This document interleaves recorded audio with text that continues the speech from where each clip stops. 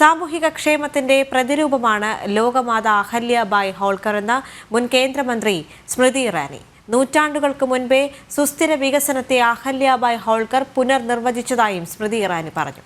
എറണാകുളത്ത് ലോകമാത അഹല്യാബായ് ഹോൾക്കർ ത്രിശതാബ്ദി ആഘോഷത്തിന്റെ ഭാഗമായുള്ള സാംസ്കാരിക സമ്മേളനം ഉദ്ഘാടനം ചെയ്ത് സംസാരിക്കുകയായിരുന്നു സ്മൃതി ഇറാനി.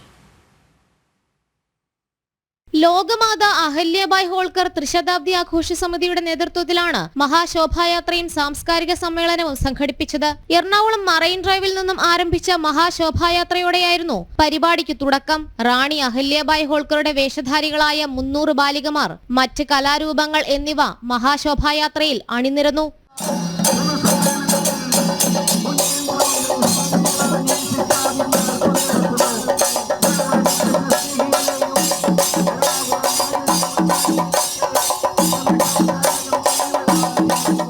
തുടർന്ന് നടന്ന സാംസ്കാരിക സമ്മേളനം ഉദ്ഘാടനം ചെയ്ത മുൻ കേന്ദ്രമന്ത്രി സ്മൃതി ഇറാനി ലോകമാത അഹല്യാബായ് ഹോൾക്കർ സാമൂഹിക ക്ഷേമത്തിന്റെ പ്രതിരൂപമെന്ന് വിശേഷിപ്പിച്ചു.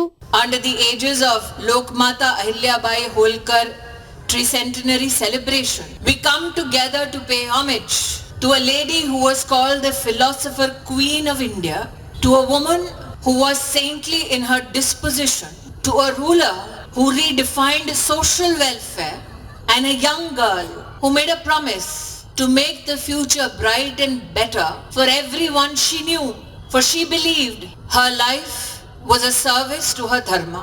ആഘോഷ സമിതി വർക്കിംഗ് പ്രസിഡന്റ് SJR കുമാർ, കൂടാതെ മഹിളാ സമന്വയ വേദി ജില്ലാ അധ്യക്ഷ വന്ദന ബാലകൃഷ്ണൻ തുടങ്ങിയ നിരവധി പേർ പരിപാടിയിൽ പങ്കെടുത്തു. ജനം, കൊച്ചി.